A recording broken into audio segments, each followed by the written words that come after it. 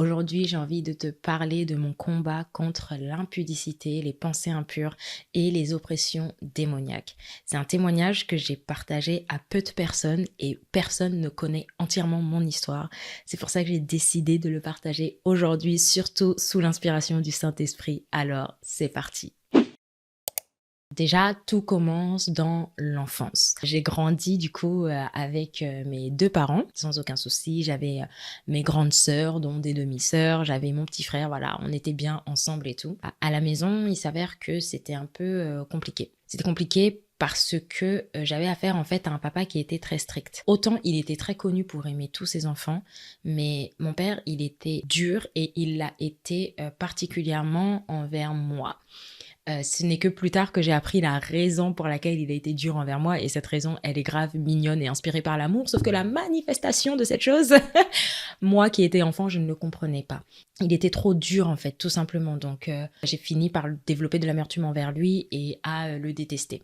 Je ne le savais pas, donc beaucoup de choses que je vais te dire d'ailleurs par rapport à mon enfance, ce sont des choses que Dieu m'a révélées pendant mon processus de restauration quand je suis née de nouveau.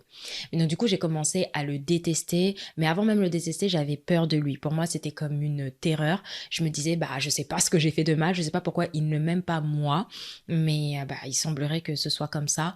J'ai un souvenir d'une fois, c'était mon anniversaire. Il m'avait offert une combinaison jaune fleurie trop mignonne. Ah, voilà quoi, comme un papa, il me dit, ah, regarde ce que je t'ai offert et tout. Moi, j'étais froide, glaciale, aucune émotion. Et je me souviens, ma mère et mon père, donc les deux, ils m'ont regardé, ils m'ont dit, bah, tu fais pas un bisou à papa? Donc, du coup, je suis partie faire le bisou parce qu'ils m'ont dit, quoi. Et je suis partie prendre mon cadeau et tout de suite, après, je suis revenue faire un câlin à maman, quoi. Enfin, tellement que, bah, pour moi, il m'aimait pas. Donc, c'est-à-dire que ses actions envers moi, elles étaient tellement dures, il était tellement strict que, bah, quand il me manifestait de l'amour, je le comprenais pas parce que pour moi, c'était acté que ce monsieur ne m'aime pas. Et donc, du coup, j'avais développé de l'amertume envers lui, je ne l'aimais pas, entre guillemets non plus, et parfois il se disputait avec mes parents, donc du coup je me disais bah voilà, il est méchant et tout, il s'en prend aussi à ma mère, et j'étais un peu bah, une fille à sa maman. S'il fallait choisir entre les deux, tout de suite j'allais choisir ma mère sans me cacher, en fait j'allais grave lui montrer que je préfère maman à toi. Donc voilà un peu l'état d'esprit dans lequel j'étais. Suite à ça, mon papa il est mort, donc il est décédé. J'avais 6 ans, donc c'est à dire que toute l'amertume, la peur et tout que je te raconte, c'était avant mes 6 ans. Donc, quand j'ai 6 ans, mon père, il décède. Soudainement, tragiquement. Donc, ça a été comme un traumatisme pour la famille, en fait, parce que bah, personne s'y attendait, et voilà. Particulièrement, moi, quand il meurt, là où tout le monde pleurait, ma maman pleurait, mes grandes sœurs pleuraient, mon petit frère, bon, il était petit, mais il était voilà, dans une confusion et tout le monde pleurait. Bah, en fait, j'étais la seule à être contente. J'étais heureuse parce que je m'étais dit, bah voilà, le bourreau, il est parti, on peut enfin être libre. C'était ma mentalité de l'époque. Sauf que, à partir de là, je me suis sentie super seule et j'ai commencé à me braquer. Pourquoi? Parce que je me suis dit, mais il n'y a aucun membre de ma famille qui me comprend. Comment est-ce que tout le monde peut pleurer quelqu'un qui traumatise les gens? Comment est-ce que tout le monde peut pleurer quelqu'un qui est méchant? Comment est-ce que tout le monde peut pleurer quelqu'un qui fait du mal aux gens? Le fait que tout le monde se lamente à juste titre du départ de mon père, ça m'a fait me braquer et me renfermer sur moi-même en me disant, bah, en fait, je suis seule et personne ne me comprend. Je m'étais même sentie trahie par ma maman parce que bah, je me disais, voilà, maman, c'est toi et moi contre le bourreau. Alors que c'était pas du tout ça. Mais c'était les pensées du cœur de la créance de l'époque. Et bah, quand j'ai vu ma mère pleurer, je me suis dit, trahison, je croyais que toi et moi on était ensemble. Donc j'ai commencé à fermer mon cœur et à braquer mon cœur. Et ensuite, bah, chemin faisant, je me retrouve à vivre qu'avec ma maman et les enfants de ma maman, donc ma grande sœur, mon petit frère et moi-même. Et bah, ma mère qui se bat, hein, maman solo, avec des enfants en bas âge, elle n'a pas d'autre choix que de trouver un travail, que de se débrouiller pour bah, s'assurer qu'on puisse manger, se vêtir et tout. Elle se bat comme pas possible. Et d'ailleurs, tout notre entourage sait que ma mère, elle a donné sa vie pour nous. C'est-à-dire qu'elle s'est sacrifiée pour qu'on puisse avoir une vie. Ça, c'est fort, en fait. Bah, ça fait que maman, bah, elle s'est débrouillée pour trouver un travail et tout. Résultat des comptes, bah, on se retrouvait que 3 enfants à la maison à devoir se débrouiller. Donc, ma grande sœur, qui prend le rôle de la seconde maman, à devoir s'occuper de moi, de mon petit frère et tout, alors qu'on avait franchement tous moins de 10 ans à ce moment-là, en fait. Donc, c'était compliqué. Et moi, du coup, je m'étais sentie donc comme émotionnellement orpheline, on va dire, parce que bah, mon papa, je l'aimais pas. Ma maman, je m'étais sentie trahie par elle. Mes frères et sœurs, je me sentais incomprise par eux. Donc, du coup, je me sentais seule à la maison. En apparence, ça se voyait pas. On va dire que voilà, j'étais là et tout, on souriait, on était ensemble avec mes frères et sœurs, on dansait, on jouait. Mais j'étais émotionnellement orpheline et seule. Donc, je vais donc chercher un refuge à l'extérieur, à l'école. Et je me souviens, à l'école, j'avais une meilleure copine, elle s'appelait Camille. Je l'ai plus jamais revue. Mais elle s'appelait Camille, c'était elle ma meilleure copine, je l'aimais trop. Malheureusement, elle a dû déménager. Donc, je me suis retrouvée seule, ok? Donc, la partie du rejet, un peu, quoi. Donc, je pense même d'ailleurs que c'est à partir de là que le rejet est rentré, du moins à partir de papa. Après, je me suis encore sentie seule avec la famille. Je m'étais accrochée à ma copine, mais elle est partie déménager, donc je me suis retrouvée seule. Et en fait, ma copine et moi, Camille et moi, quand on était en maternelle, on avait affaire à des personnes dans la maternelle qui étaient méchantes. C'est-à-dire d'autres camarades qui était méchante. Je me souviens, elle nous poussait dans les abeilles et tout. Enfin, tu sais, comment on appelle ça? Du harcèlement. Après, c'était pas comme le harcèlement comme on peut l'entendre aujourd'hui, mais c'était quand même un peu du harcèlement, enfin, qui nous faisait du mal. Elles étaient méchantes, en fait, ces personnes-là. Sauf que quand Camille a déménagé, ben, les seules personnes que je connaissais, c'était les méchantes. J'ai commencé à être amie avec celles qui avant étaient méchantes envers moi. Et le lien d'amitié s'est fait facilement parce que nos mamans, elles étaient dans la même, comment on appelle ça, PMI, enfin un truc comme ça. Donc bref, j'ai fini par être copine avec ces filles-là. J'étais tellement sans amis, j'étais tellement seule que bah en fait je me suis dit bah apprendre ou apprendre, même pas à laisser, apprendre. Je vais là-bas et puis c'est tout. Donc du coup, j'ai commencé à être copine avec elle et notre amitié, elle a duré de mes 5-6 ans à mes 24 ans. Et dans le témoignage, tu verras que ça a eu un rôle assez majeur sur la personne que je suis devenue avant ma rencontre avec le Seigneur. Donc là, on est en maternelle, en primaire. La vie suit son cours, mais en tout cas, je reste avec ces filles-là, sachant qu'on ne se ressemble pas. Mais écoute, j'ai pas de copine. Donc, moi, là, c'est ça que je prends, ok? Et ensuite, on arrive au collège. Et c'est à partir de là que ma vie, elle prend un autre tournant. C'est là que je commence à être exposée à tout ce qui est impudicité. Je commence à être exposée à des discussions à la cour de récréation. Genre, ah non, mais moi, j'ai couché avec un tel. Ah non, mais moi, j'ai touché un tel. Ah non, mais moi, j'ai regardé tel film. Ah non, mais moi, je fume telle chose. En fait, à l'âge de 10 ans, j'ai commencé à être exposée à tout ce qui est débauche au travers de mes copines et au travers des autres gens du collège, en fait, de ma classe. En plus, nous, j'étais en 6e, j'avais la pire classe de la 6e, en plus, que des bandits. Non, franchement, on était la pire des classes. Et ouais, c'était genre, je fume ici, je bois là-bas, je couche ici, je fais des attouchements là-bas, tout ça. Et quand on arrive en 6e, moi, je tombe sur un gars dans ma classe. J'ai 10 ans, je le rappelle, et les autres, ils ont 11 ans. Hein. Je tombe sur un gars dans ma classe et je tombe grave amoureuse de lui. Je tombe grave amoureuse de ce garçon. C'est un truc de ouf. Je sais pas, je le trouve beau et je le trouve particulièrement drôle. Enfin, je sais pas, il a quelque chose. Je l'ai kiffé, ok? Mais j'étais vraiment amoureuse de lui, quoi. Et je savais même pas comment gérer ce sentiment amoureux et tout. Donc, du coup, dans mon Motorola de l'époque, ok, j'avais écrit « Je suis trop love de... » Tintintin. Je vais pas dire le prénom, mais s'il regarde le témoignage, il saura que je parle de lui, je pense. Je suis trop love de Tintintin. Et je sais pas, il fallait que je l'exprime, mais je me le suis gardé à moi. Je l'ai dit à personne, je l'ai montré à personne, j'étais juste trop amoureuse de lui. Et en plus, lui et moi, on s'entendait trop bien, genre on était copains et tout. Enfin, je sais pas, on s'amusait bien ensemble, on avait des points en commun, même origine, tout ça. Enfin, je sais pas, il y avait quelque chose, quoi. Donc du coup, je l'aimais trop, j'aimais bien passer du temps avec lui et tout. Et puis, en fait, il connaissait mon groupe de copines. Enfin, voilà, quoi, on était ensemble. Et un jour, j'ai invité une copine à la maison, chose qu'en plus ma mère, elle n'aimait pas que je fasse, mais voilà, je l'avais invitée à la maison, cette copine-là. Elle avait pris mon téléphone et elle voit qu'il y a écrit « Je suis trop love de tant. » Donc elle me regarde, elle fait « Crescence ?» Je la regarde, je dis « Oui, qu'est-ce qu'il y a ?» Et là, elle me tourne le téléphone. Et en gros, elle me demande des explications, quoi. Et moi, je fais genre comme si de rien n'était. Je dis, ah mais non, mais c'est pas vrai.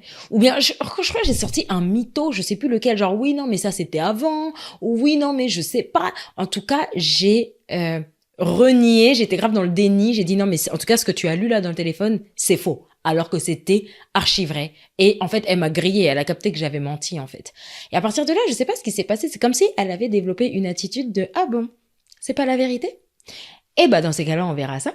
Et à partir de là, parce que ce qu'il faut savoir, c'est qu'ils étaient meilleurs amis. Donc, à partir de là, à chaque fois qu'elle le voyait, elle était en mode « Oh, mon meilleur ami !» il se faisait des bisous sur la bouche, nanana, devant moi. Et en fait, ce qui était particulier, c'est que elle était particulièrement provocatrice, comme si c'était pour me montrer, t'as dit t'es pas amoureuse de lui. Donc, si je fais ça, ça devrait pas te déranger. Je sais qu'elle le faisait intentionnellement devant moi pour me provoquer. Alors que lui, il en avait aucune idée. Et là où avant, lui et moi, on était plutôt copains, proches, amis, quoi. Du coup, il commençait un peu à se défocaliser et à être avec elle, enfin, avoir un semblant de relation amoureuse avec elle, alors qu'ils étaient censés être meilleurs amis. Tout ça, là, quand je parle, je vous assure, les gars, on a 10 ans. J'ai 10 ans, ils ont 11 ans, en fait.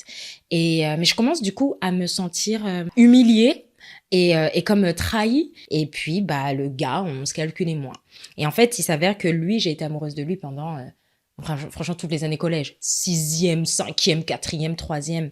Donc, de mes 10 ans à mes 14 ans. Je le voyais toujours, voilà, fricoter avec les filles ici, fricoter avec les filles là-bas. Bon, finalement, il a arrêté de jouer avec ma copine.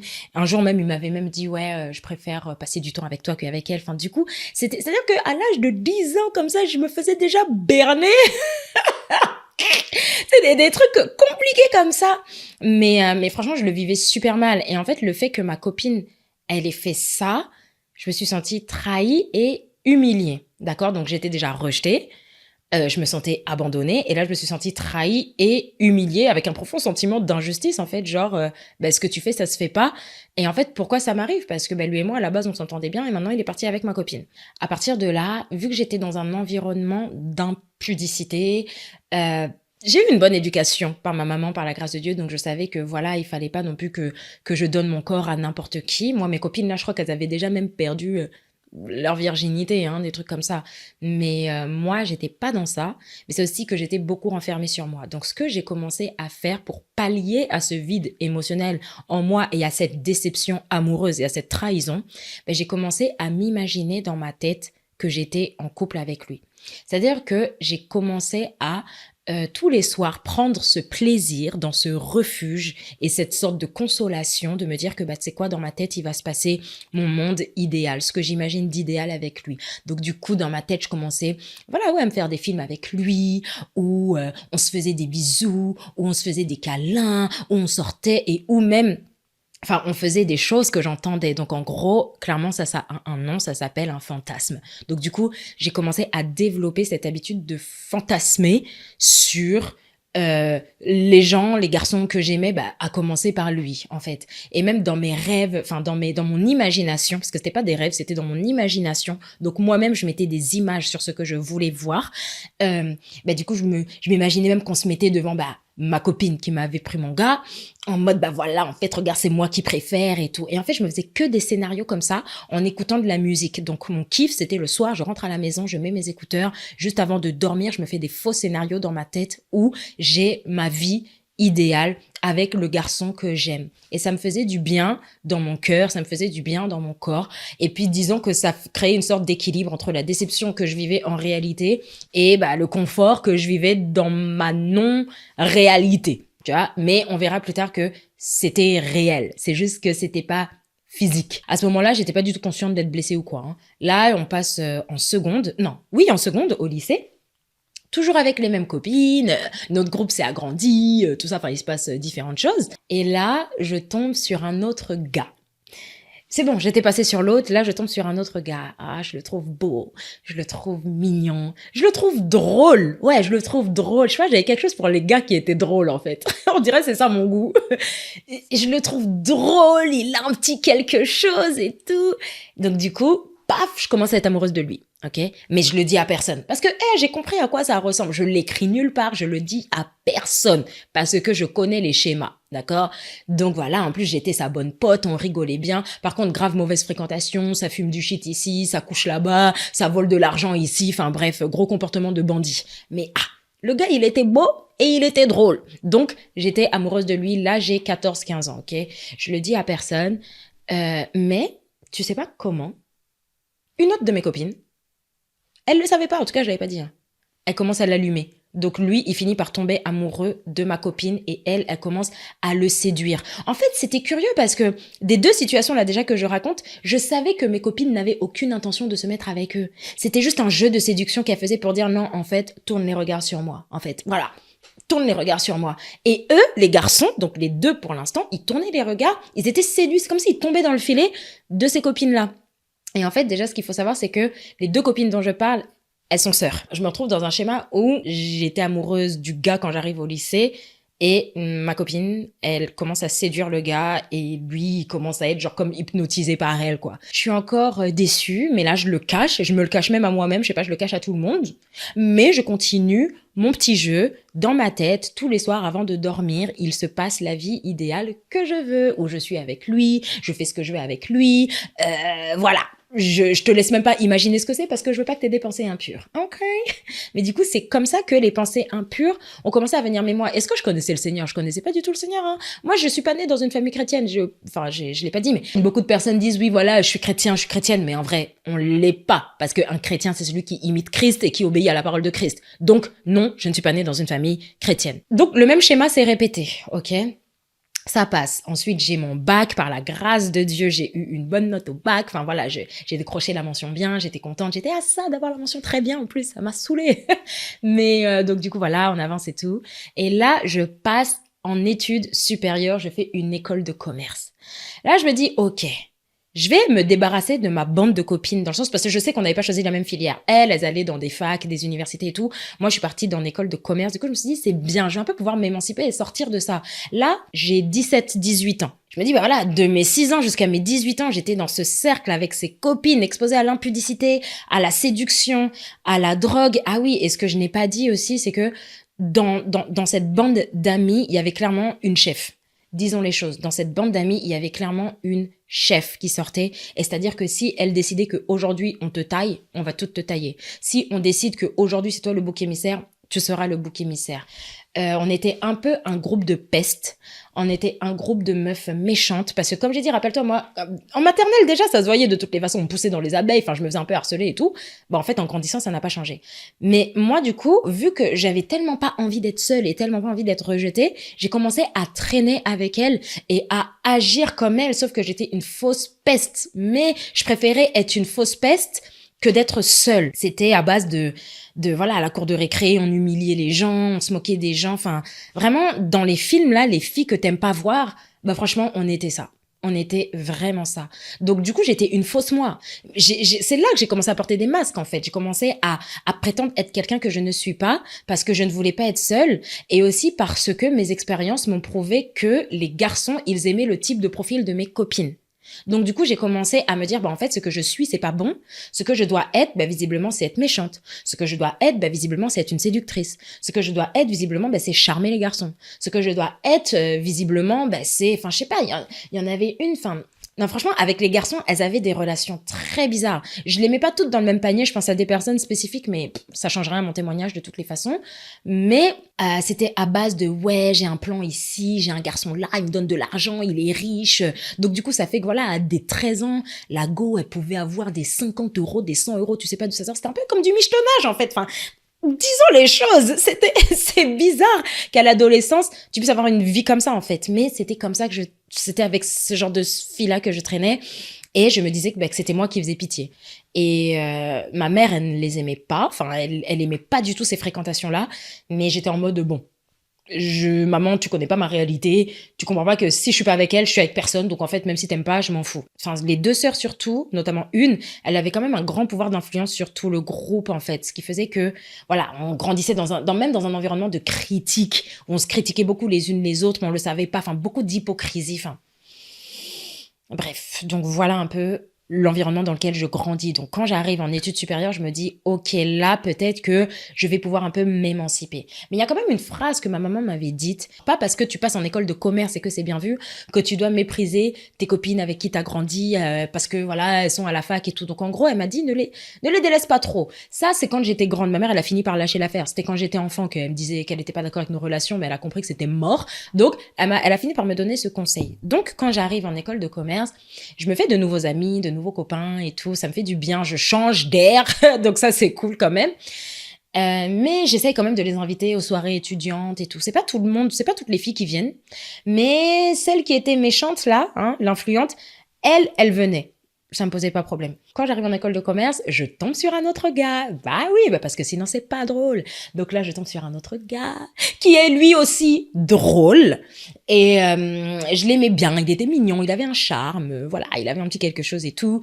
Et donc je le kiffe, mais j'ai compris qu'il fallait pas que je le dise. Et puis bah, de toutes les façons, écoute, à quoi ça sert de kiffer les garçons? De toute façon, ils vont finir avec mes copines. En racontant l'histoire, ça me fait rire. Mais ça s'est encore reproduit, en fait. Ça s'est reproduit. Ça s'est vraiment reproduit. Mais là, je crois que c'était plus que de la séduction. Je crois qu'elle l'aimait vraiment, elle. Enfin, bref, je sais pas. Mais bref, ils ont commencé à fricoter un peu les deux, à se charmer, à se séduire sous mon nez. Et en fait, le schéma, donc là, on en est à la 3e fois que ça m'arrive. Le schéma, ça a toujours été le même. Je m'entends bien avec le garçon. C'est pas juste que je le vois de loin et je l'aime bien. Non, on est potes, on s'entend bien, on rigole bien. Je le kiffe, en fait. Et dès que ça arrive, paf, j'ai une copine qui vient, qui le séduit, ce qui fait que lui, et c'est comme s'il était aveugle, abasourdi, il tombe dans le filet de ma copine. Donc c'était ça qui se produisait tout le temps. Donc là, quand j'arrive en école de commerce, ça se reproduit encore. Maintenant, ça s'est reproduit que sur une année. Donc, moi, je savais que ma 2e année d'école de commerce, je devais partir vivre 1 an à l'étranger. J'avais hâte, comment je comptais les jours. Parce que je me disais, là, Crescence, ce sera ton opportunité de vivre une nouvelle vie. Dans ma tête, je me voyais comme un nouveau départ, nouvelle vie, nouveau départ, nouvelle vie. Donc, j'attendais ça avec impatience. Je suis partie faire 1 an d'études en Espagne, en Andalousie. Je me sépare de ma famille, de mes copines, de tout ce que je connais. Là, je vais être dans un autre environnement. Et dans cet autre environnement, je crois que non seulement je serai valorisée et respectée et que je trouverai l'amour, en fait, chez un garçon notamment. Donc, j'arrive en Espagne, à Almeria, une petite ville au bord de la plage en Espagne et tout, le soleil. Enfin bref, non, par contre, non, ça c'était doux. J'ai vécu 1 an au soleil, c'était trop bien. Donc là, j'avais 19 ans comme ça. J'y vais, je fais de nouvelles rencontres et franchement, ça m'a fait du bien. Voilà, et c'était des relations qui étaient plus saines. Moins d'impudicité, moins de débauche, bon, même si, voilà, mais moins de malice, moins d'hypocrisie. Ouais, j'étais dans un groupe de copines où franchement là, ouais non, franchement là on était bien en fait, on rigolait et tout, il y avait pas d'hypocrisie entre nous. Mais bon, de toutes les façons, tu sais, quand t'es dans le monde, t'es dans le monde. Donc il y avait quand même des histoires de mecs, des histoires de fesses, toujours des histoires de drogue. Non, pas de drogue, mais d'alcool. Donc voilà, en plus en Erasmus, laisse tomber. Enfin, en plus en Espagne. Tu connais l'auberge espagnole ou pas? Même si tu connais pas l'auberge espagnole, rien que ça, c'est une expression où tu sais que c'est un niveau de débauche. Bon, c'était un peu ça quand même en Espagne. Bon, là quand même, à mes tout débuts, à peine arrivé en Espagne, là je tombe sur un gars, un Italien. Il était même pas mignon, mais il avait le regard sur moi en fait. Et du coup, je me suis dit, oh, quelqu'un qui me regarde, ok, let's do that. Et donc du coup, j'étais contente parce que d'ailleurs, c'était même la première fois que j'embrassais un garçon. Et j'avais même ce complexe. Parenthèse, si on retourne un peu dans le passé, j'étais assez complexée de ne jamais avoir couché, de ne jamais avoir embrassé, de ne jamais avoir eu de petits copains. J'étais ultra complexée. Et je sais que c'est le cas de beaucoup de jeunes filles.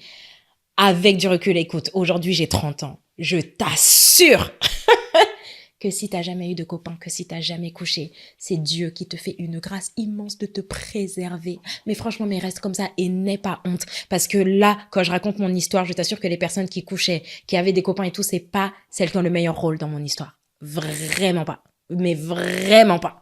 Mais bref, pour revenir du coup à l'italien. C'est la première fois du coup que j'embrasse un garçon, que je semble avoir un semblant de relation avec un garçon et tout. Donc du coup, je suis contente. C'est comme si ça me donnait un semblant de valeur et tout. Mais ça, je le dis pas à mes nouvelles copines parce que j'avais honte de dire que genre j'avais jamais eu de mec en fait. Mais du coup, j'étais contente. Le gars, lui et moi, on se fricotait. À chaque soirée étudiante, on se fricotait et tout. Mais je sentais que le gars, il voulait aller plus loin quoi. Et moi, j'étais là genre, y a pas moyen, on s'arrête juste au bisou. Et je sentais qu'en fait, il voulait plus. Gars, on est en Erasmus, en Espagne. Dans le monde, le gars, il voulait plus, en fait. Mais moi, j'étais pas du tout prête à lui donner plus. Enfin, c'était compliqué. Et, mais ça a duré longtemps. J'ai quand même réussi à le tenir en haleine 4 mois. Et lui, il a quand même réussi à me poursuivre pendant 4 mois. Bref, je suis revenue en France pour les fêtes de Noël. Donc là, je me sens fraîche. Quand je reviens en France, tout le monde voit que j'ai un autre glow. Mais je pense que c'est parce que j'étais dans un environnement où j'étais un peu plus authentique, où j'étais à l'aise. Et en fait, j'étais bien à l'étranger, en fait. J'étais bien à l'étranger. Et donc, je retourne en Espagne et là, je me dis, bon, je vais lui dire que je suis vierge et que, en fait, il peut pas avoir mon corps. À partir du moment où je lui ai dit, le mec, Je suis devenue persona non grata. Je suis devenue invisible à ses yeux. Mais laisse tomber la douleur. Et non seulement je suis devenue invisible à ses yeux, mais après, aux soirées étudiantes, en plus c'était une petite ville, donc on se connaissait tous, il commençait à choper des autres meufs devant moi. Parce que le gars, il était là en Erasmus, il n'était pas là pour... Le gars, il était là pour... Tu comprends ce que je veux dire ou pas? Donc du coup, il a commencé à choper d'autres filles qui étaient prêtes à leur donner leur corps, parce que lui, il était là pour ça. Donc du coup, ça me brisait le cœur. Et toutes mes copines de là-bas, elles savaient que j'étais grave amoureuse de lui, et elles le voyaient en train de choper des meufs, en fait. Et puis donc du coup, elles étaient là en mode « Non, Crescence, ne va surtout pas là-bas, sinon tu vas voir qu'il est en train de faire ci, qu'il est en train de faire ça. » Mais j'étais grave dévastée. Parce que... Enfin voilà, du coup j'étais mal et je me disais mais purée, mais même quand je vais dans un autre pays, les mecs ne veulent pas de moi. Et donc du coup c'était en soi mon seul gars, je crois même pas en avoir eu un autre de toute mon année d'Espagne parce que j'étais juste amoureuse de lui tout le long. Et mes copines même, elles étaient là, elles comprenaient pas, elles disaient mais Crescence, t'es bien plus belle que lui et tout, mais ça c'est quoi? Et j'avoue avec du recul je me dis mais c'est même pas mon goût. C'est-à-dire que là où avant au moins je les trouvais charmants et je rigolais avec eux, lui là c'est vraiment bon, vu que tu m'as regardé, allez go en fait. Donc du coup j'avais le cœur brisé à cause d'un gars que je n'aimais même pas. Mais ça s'est passé comme ça tout au long de l'année, j'étais amoureuse de lui tout au long de l'année, il chopait des meufs devant moi tout au long de l'année, j'avais le cœur brisé tout au long de l'année. Et j'étais pas bien aussi parce que mes copines, elles semblaient quand même avoir des relations amoureuses avec leur crush d'Erasmus. Je me disais, elles ont droit à l'amour, elles arrivent à avoir des garçons, elles y arrivent, mais moi, non. Donc, ça créait du complexe. Enfin, je sais pas, je me sentais juste minable, j'avais honte, tout ça. Mais quand même, à côté de ça, mon année d'Erasmus, elle était trop bien. Là, je raconte surtout selon le spectre de l'amour, mais sinon, c'était cool. J'ai fait des belles rencontres, on a fait des beaux voyages, on s'est bien amusé. Bon, même si c'était la débauche et que j'ai pas validé mon année, mais j'en garde un bon souvenir. Voilà, c'est ça que je veux dire. J'en garde pas un mauvais souvenir. Voilà. Et suite à ça, avec mon crush, l'italien, j'ai fini par lui donner ce qu'il voulait. Si tu comprends ce que je veux dire. Mais plus parce que je voulais pas qu'il parte, parce qu'il était revenu vers moi. Vu que c'était la fin de l'année, on commençait à se séparer, je crois qu'il y avait une nostalgie. Et le gars, quand même, il m'aimait bien, mais pas un vrai amour. Mais il m'aimait bien parce qu'en fait, je pense que le gars, je crois que c'était la première fois de sa vie qu'il a dû entendre qu'une fille de 19 ans était encore vierge. Donc en fait, il avait du respect pour moi. Voilà, c'est ça. Il avait comme du respect pour moi. Parfois, il me disait des trucs genre, non, mais toi, tu mérites quelqu'un de bien. Non, mais toi, en fait, ouais, il me respectait à cause de ça. Mais finalement, j'ai fini par lui donner ce qu'il voulait parce que moi, je voulais lui, en fait. Et on se séparait. Et en plus, beaucoup de mes copines, ils continuaient leur relation après l'Erasmus. Donc moi aussi, je voulais une relation qui continue après l'Erasmus. Donc on continuait un peu de parler. Après, lui, il est rentré en Italie. Moi, je suis rentrée en France et tout. J'ai gardé contact avec mes copines d'Erasmus en France, tout ça. Et... voilà, je voulais garder le truc, quoi. Je veux dire, mes copines, elles racontaient, ah non, mais moi, je vais aller voyager dans le pays de mon gars et tout. Moi aussi, je voulais avoir une histoire comme ça. Donc, j'ai fini par voir avec lui, ouais, ok, je peux pas venir en Italie et tout. Il me dit, oui, tu peux venir. Et je lui dis, ok, gars, j'ai pris mon billet et tout. J'ai pris mon billet, je devais aller le voir en Italie. Plus la date de mon voyage en Italie approchait, plus le gars, il me ghostait. Donc, il commençait à plus trop me calculer.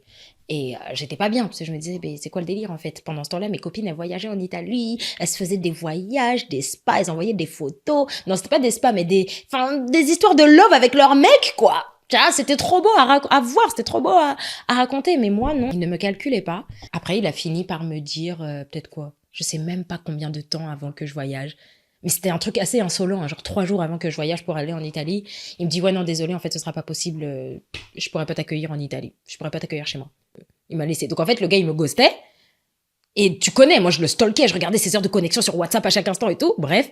Et après, il m'a dit, ouais, non, en fait, désolé, tu peux pas venir. Et ça, je l'ai vécu comme une humiliation profonde.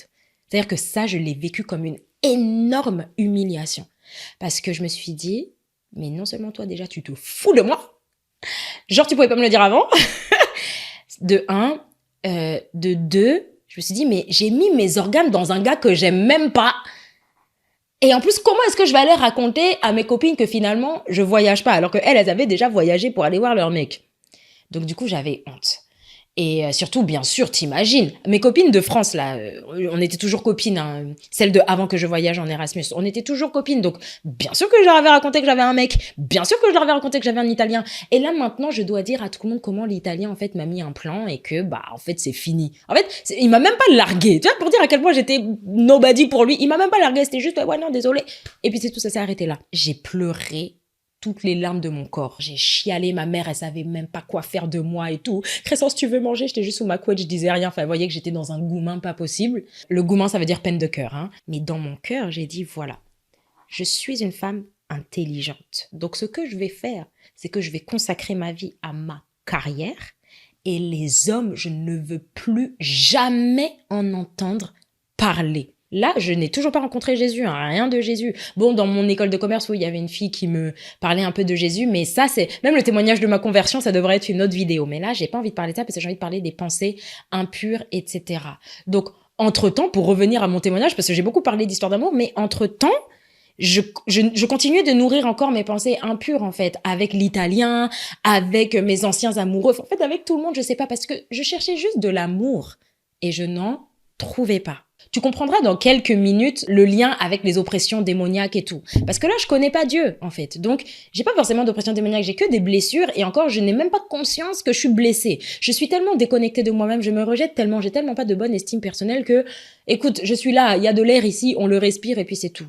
Mais en fait, je ne vivais pas, je respirais, c'est tout. J'étais vraiment une morte vivante. Donc, j'ai pris la décision de ne plus mettre mes organes dans des relations amoureuses. J'avance comme ça et tout. Et après ça, je dois faire un voyage, un stage à l'étranger. Et là, je m'en vais à New York. Je prenais l'avion le lundi. Le dimanche, Jésus-Christ est venu me rencontrer et je donne ma vie à Christ. Ce témoignage, il est tellement deep et profond que je le raconterai une autre fois. C'est une rencontre qui m'a bouleversée, qui m'a choquée. Voilà. Mais ce qui était particulier, c'était que à partir de ce moment-là, je faisais que de penser à Jésus et je ne savais pas pourquoi. Je savais pas qu'en fait, j'étais née de nouveau, que le Saint-Esprit était venu habiter en moi et tout. Je savais pas que j'avais une nouvelle vie en moi, j'en avais aucune idée. Bref, du coup, j'arrive à New York. Dans ma maison, là où j'habitais, j'avais une coloc, cœur sur elle, on est encore copines d'ailleurs. Une relation tellement saine. Genre là, vraiment, c'était une relation, je sais pas comment dire, c'était sain. On était dans le même mood, on était sur la même longueur d'onde, c'est-à-dire que elle et moi, on ne s'ennuyait jamais, il n'y a jamais eu de dispute. Même encore aujourd'hui, on s'est jamais disputé. Enfin, je sais pas, on était dans le même délire. C'était trop ma copine, en fait. Mais il y avait quand même un truc qui me pinçait le cœur parce qu'elle est trop belle. Et toutes mes autres copines, elles étaient particulièrement belles.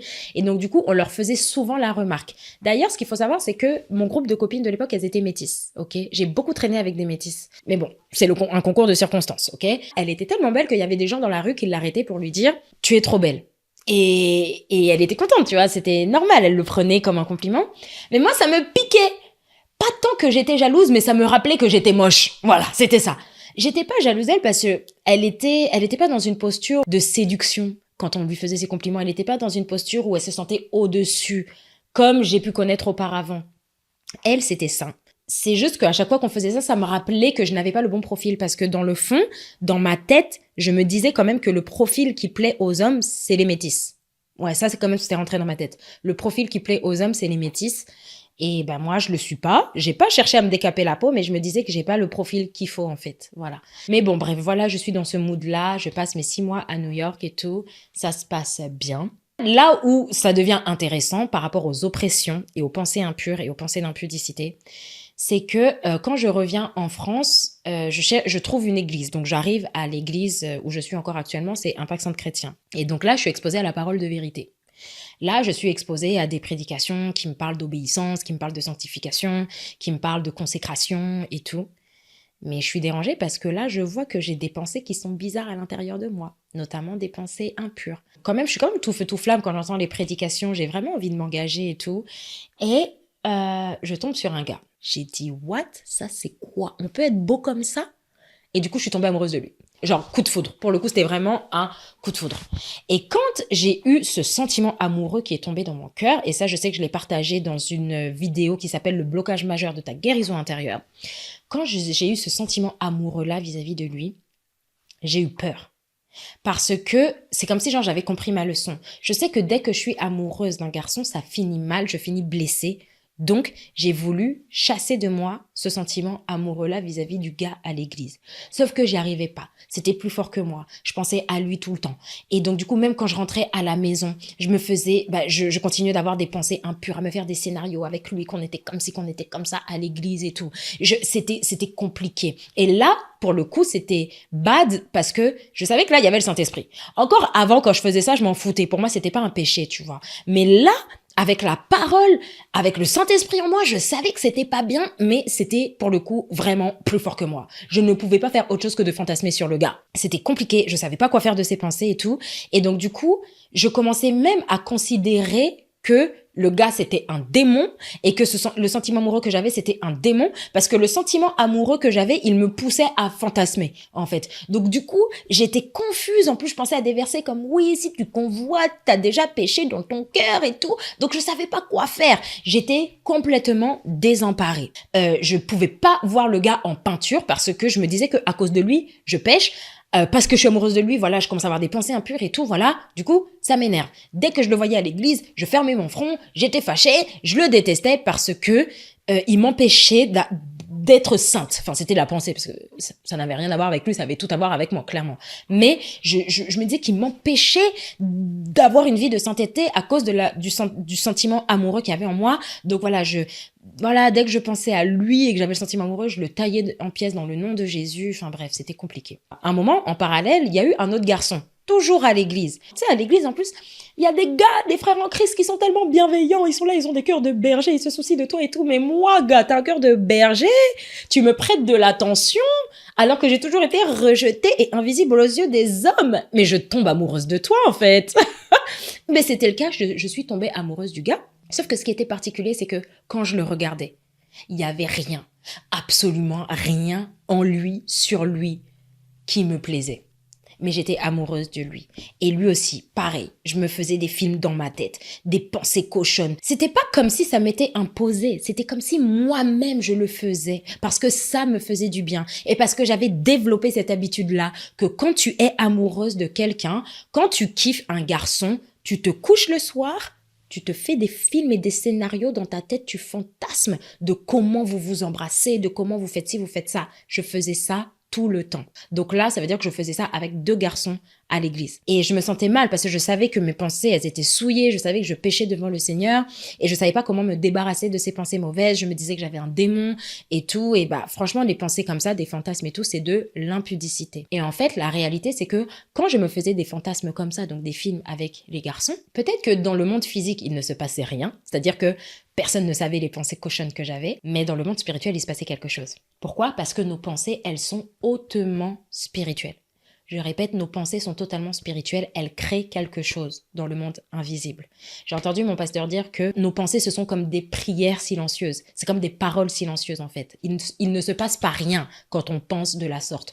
Donc du coup, moi, vu que je m'imaginais faire des choses cochonnes avec les garçons, ben en fait, ça attirait à moi un mari de nuit. Les maris de nuit, c'est les esprits mauvais qui viennent, voilà, par exemple, si tu fais des rêves mauvais ou tu couches avec avec un homme la nuit, ou alors il y a des rêves où tu te fais même abuser sexuellement la nuit par ces hommes et tout. Donc du coup, je faisais des rêves impurs la nuit, j'avais des pensées impures, je me battais contre l'impudicité et je ne pouvais en parler à personne. Enfin, du moins, c'était quelque chose que je cachais parce que bah c'était un énorme sujet de honte pour moi, quoi. Enfin voilà, j'étais imparfaite, j'étais souillée et tout, et c'était comme des pensées qui s'imposaient à moi, mais je prenais plaisir dans le fait d'imaginer ces choses-là le soir aussi. Donc c'est pour ça que j'étais assez confuse. Et en fait, j'étais vraiment oppressée. J'entendais des voix qui me disaient c'est toi qui aimes ça, c'est toi qui provoque. Si tu pêches comme ça, tu fais semblant qu'en fait tu crains Dieu et que tu veux t'en débarrasser, mais en fait tu kiffes. Et j'étais même arrivée au point où même à l'église, quand par exemple on avait des soirées de délivrance, où on imposait les mains pour que les démons sortent. Moi, j'étais sûre que j'avais même plusieurs démons, en fait, d'impudicité. Parce que pour faire ça, je me disais forcément, quoi. Ce que je voulais, c'était que pendant ces soirées-là, le démon, il sorte. Mais en fait, il sortait pas. J'avais des manifestations, mais il y avait une haute et une très forte résistance. Et donc du coup, à chaque fois, je me disais, voilà, ça c'est à cause de moi, c'est parce que je kiffe le péché, c'est parce qu'en fait, j'aime bien avoir ces pensées impures sur les hommes. Franchement, c'était mon quotidien d'avoir des pensées impures comme ça, c'était mon quotidien d'avoir des pensées de péché comme ça, de pensées de convoitise et tout, au point où parfois même ça me donnait mal à la tête. C'était mon quotidien d'avoir des pensées comme ça, et comme le démon ne sortait pas, je me disais, purée, en fait, c'est de ma faute, en fait. Enfin, je me voyais comme étant, genre, comme le démoniaque de Gadara, tu vois. Et donc, j'étais vraiment mal. Mais en parallèle, j'avais comme une conviction intérieure très forte que s'il y avait de la résistance, c'était à cause de mes blessures et que ce dont j'avais besoin, c'était de guérir et de combler un vide. Parce que la réalité, c'était que les pensées de fantasmes, c'était pour combler un vide à l'intérieur de moi. Parce que dans ça, je trouvais comme un réconfort, je trouvais comme un salut, je trouvais comme... ouais, quelque chose qui me rassurait, que non, t'inquiète pas, tu es aimé des garçons, mais c'était par des faux scénarios dans ma tête en fait. J'avais une forte conviction que c'est à la racine qu'il fallait que je traite ce problème en étant pleinement consciente que je suis aimée de Dieu et compagnie. Sauf que vas-y, pour moi, l'amour de Dieu, ça voulait rien dire. Je suis là, je suis dans le rejet et tout. Enfin bref, c'était compliqué. Et donc du coup, je me sentais mal et coupable vis-à-vis de Dieu. J'avais de la honte et je me disais, mais je ne peux dire ce péché-là à personne. J'ai fini par l'avouer à quelqu'un dans mon église, c'est comme une grande sœur pour moi. J'ai fini par lui avouer ça. Mais je l'avais pas vraiment dit quel type de pensée et dans quel contexte ça se manifestait en fait, ok? Et donc du coup, j'étais comme oppressée, je faisais des rêves avec des maris de nuit et tout, c'était compliqué. Et en fait, le truc que je raconte sur les soirées de délivrance où on imposait les mains, ça m'arrivait très fréquemment. Je te dis que le démon ne sortait pas. Donc je commençais même à avoir honte et à me dire non mais c'est bon en fait j'en ai marre de ces soirées de délivrance. J'ai même plus envie de m'avancer pour qu'on m'impose les mains parce qu'à tous les coups je vais encore manifester, tomber par terre mais personne va sortir. Ok? Donc ou au pire s'il sort il revient avec cet autre qui sont plus méchants et tout. Enfin bref c'est compliqué. La question du coup c'était comment faire pour me sortir de là et c'est là que j'ai commencé à vouloir travailler aussi de façon très intentionnelle sur ma guérison intérieure. Dans la foulée, le Seigneur m'a montré que j'étais blessée, parce que moi je savais pas que j'étais blessée, et il a permis que j'ai l'information que j'ai la blessure du rejet, parce que moi je me sentais pas du tout concernée par le rejet en fait. J'entendais ce mot, mais je savais pas ce que c'était, je pensais pas avoir cette blessure-là. Mais j'étais carrément noyée dedans, j'en avais juste aucune idée. Du coup, je voulais me débarrasser, je voulais guérir de mes blessures intérieures, dans le but d'avoir l'image et la ressemblance de Dieu, mais surtout aussi pour ne plus pécher, parce que c'était la racine de mes pensées impures, en fait. Et c'est comme ça que je commençais à méditer à fond sur la croix, à méditer à fond sur le sacrifice de Jésus. En fait, à déployer tous les moyens nécessaires pour me sortir de cette situation qui me faisait pécher contre le Seigneur. En fait, j'étais comme combattue dans mes pensées. J'avais des voix qui me disaient, oui, en gros, Crescence, c'est toi qui kiffes, arrête ça, tout ça, t'as toujours fait ça, t'as toujours péché et tout. Du coup, je me voyais comme sale. Mais j'avais d'autres voix qui me disaient, t'as besoin d'amour, t'as besoin de guérir, c'est à partir de là que tu vas connaître la délivrance. Plus je travaillais sur ma guérison intérieure, la conscience de qui je suis et tout, moins, du coup, j'avais des pensées impures. C'était assez incroyable. En fait, c'était vraiment ça. C'était comme le Saint-Esprit qui comble les vides dans mon cœur. Comment est-ce que je faisais pour être remplie de l'amour de Dieu, j'ai envie de dire, ou du moins de la conscience de l'amour de Dieu? Ça passait clairement par la prière et la méditation des Écritures, la connaissance de la vérité. Parce que la Bible dit que Dieu nous a tellement aimés qu'il a donné son Fils unique afin que quiconque croit en lui ne périsse pas mais qu'il ait la vie éternelle. Donc ça voulait dire que l'amour de Dieu dont j'ai besoin et que j'ai besoin de connaître, il se trouve sur la croix, sauf que je comprenais pas. Donc c'est comme ça que j'ai médité à fond sur la croix parce que je savais qu'en fait la clé de ma délivrance, ce serait la connaissance et la compréhension de l'amour de Dieu pour moi. Je le savais. C'est comme ça que j'ai commencé à le poursuivre. Donc en fait, ma quête de guérison, ça n'a jamais été pour que je me sente bien dans ma peau. Ça n'a jamais été vraiment pour moi, mais ça a été pour être propre devant le Seigneur en fait. Et donc comme je disais, plus le Seigneur me révélait des choses sur son amour, moins j'avais des pensées impures. Mais c'est quelque chose comme si ça s'était fait comme progressivement en fait. Ouais, comme si c'était fait progressivement. Mais là où Dieu est fort et là où j'avais pas du tout anticipé, si on revient au garçon sur qui j'avais eu un coup de foudre, que je me refusais d'aimer, ok, malgré le sentiment amoureux qui était là, mais que moi je considérais comme un démon. Ouais, je me voyais beaucoup comme une démoniaque quand même. Le Seigneur, par son esprit, m'a poussée à avouer que j'étais amoureuse. C'est-à-dire, parce que franchement, pendant 3 ans, je luttais contre moi-même avec ce sentiment amoureux vis-à-vis du gars que je voyais encore. Ce qui s'est passé, c'est que le Seigneur, il m'a poussée à avouer que j'étais amoureuse du garçon. Ce que j'ai fait, mais c'était dur. Dès lors que je l'ai fait, j'ai fini par croire qu'il était l'homme de ma vie. Je l'ai raconté dans le témoignage de ce podcast-là sur le blocage majeur de la guérison intérieure. Donc, je t'invite à aller l'écouter si tu veux plus de détails sur ça. Mais en gros, je commence à voir qu'il est l'homme de ma vie et chemin faisant, je me rends compte qu'il est fiancé. Et il n'est pas fiancé à n'importe qui. Il est fiancé au type de profil de mes anciennes copines. Donc, c'était comme si le schéma amoureux que je fuyais tant, là où je voulais m'empêcher de ressentir le sentiment amoureux parce que ça allait me blesser, dans l'église, c'est exactement ce que j'ai retrouvé encore. Je suis amoureuse de lui, je le dis à personne, il tombe amoureux d'une autre, et l'autre, elle a le profil genre, comme mes anciennes copines en fait. Je parle d'un profil physique pour le coup, parce que je les connaissais pas. Enfin voilà, je les connaissais pas. Donc je pouvais pas trop dire, elle, c'est une séductrice. Lui, je peux pas rentrer dans ce niveau de détail parce que je les connaissais pas. Là, à partir de ce moment-là, tout ce que j'ai toujours fui quand je suis arrivée en Christ, j'ai tout revécu, mais cette fois-ci émotionnellement. Et dès que toutes mes blessures, rejet, humiliation, abandon, trahison, injustice, c'est revenu à la surface quand j'ai découvert qu'il était fiancé, paf, c'est comme si la présence de Dieu m'avait quitté. Donc là, je devais me gérer, moi, toute seule, avec toutes les blessures de l'âme. Et comme je raconte dans le témoignage sur le blocage majeur de mes guérisons intérieures, Dieu a permis que ça se produise. Pourquoi? Parce que j'avais trop d'orgueil pour reconnaître que j'avais besoin d'amour. Et c'était ça qui empêchait que l'amour de Dieu pénètre mon cœur comme il le fallait pour que je puisse guérir du rejet et pour que tout ça, ok? Donc, pardon, parce que là, je parle un peu en surface, mais en fait, c'est un peu ça, mon background par rapport aux pensées impures et par rapport à l'impudicité. Et je t'assure que par la grâce de Dieu, par l'assistance du Saint-Esprit, je n'ai plus de pensées, de fantasmes qui me sont imposés. Je n'ai plus ça. Et même, je vais aller plus loin. Vu que le Seigneur, il m'a guéri aussi de la dépendance affective, pour la première fois de ma vie, je n'ai plus eu aucun garçon dans mon cœur. Parce que de mes 10 ans jusqu'à mes 28 ans, j'ai toujours été amoureuse d'un garçon. J'ai toujours eu un garçon dans mon cœur dont j'étais follement amoureuse. Non, pas 28 ans, pas 28 ans.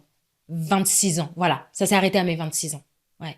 Donc, je n'ai plus eu de garçon dont j'ai été follement amoureuse. Mais avant ça, tout le temps, comme la femme samaritaine qui allait au puits. Tout le temps, il y avait quelqu'un dans mon cœur. Mais ce qui était curieux, tu vois, c'est qu'en action, ça se voyait pas. Moi, les gens qui me voyaient disaient, ah non, mais elle est sainte. Parce que moi, tu pouvais pas entendre des histoires bizarres de je couche ici. C'est pas possible, en fait. C'était pas possible. Et de toutes les façons, je ne le faisais pas. Mais par contre, dans mes pensées, j'étais extrêmement impudique. Mais en pensée, pas en action. Et ça, je le savais et je savais que Dieu le savait et je savais que les démons le savaient, en fait. Donc, du coup, j'étais mal. Et vraiment, le fait que Dieu m'ait sorti de la dépendance affective, du coup, ça fait que je n'avais plus de garçon dont j'étais amoureuse de façon malsaine. Et donc, du coup, par sa grâce, je n'avais plus de pensées de fantasmes et des pensées impures, en fait. Dieu m'a délivrée par la guérison de mes blessures intérieures, en fait. Il m'a pas délivrée par des démons qui sortent. Après, je dis pas que j'avais pas des mauvais esprits, je pense même qu'ils sont sortis probablement à une énième soirée de prière qu'il y a eu. Mais, tu vois, comme c'est écrit dans Luc 4 au verset 18, il dit « L'Esprit du Seigneur est sur moi parce qu'il m'a oint pour annoncer une bonne nouvelle aux pauvres, pour guérir ceux qui ont le cœur brisé, pour délivrer les captifs. » En fait, la délivrance des captifs, ça vient après la guérison des cœurs brisés. Et moi, en fait, par rapport à cet esprit mauvais, à ces esprits d'impudicité et tout, ça ne pouvait sortir que par la guérison du rejet et de l'abandon et de la trahison et de l'injustice. Ok. Et c'est pour ça qu'aujourd'hui aussi, j'ai la ferme assurance que la guérison intérieure, c'est pas une petite affaire chez les chrétiens. Ok. On peut vivre des oppressions spirituelles, des oppressions démoniaques compliquées. J'aurais aimé te dire que c'est parce que je me suis levée, j'ai pris conscience de mon autorité en Christ et j'ai dit au nom de Jésus sors que le démon est sorti. Mais en fait, non. Moi, c'est rentré par les blessures de l'âme et c'est sorti par la guérison intérieure, du coup. Et je vais le partager sur ma chaîne YouTube du témoignage d'un ancien sorcier qui a attaqué les chrétiens et les églises, et pour ça, il s'appuyait sur les blessures intérieures des chrétiens.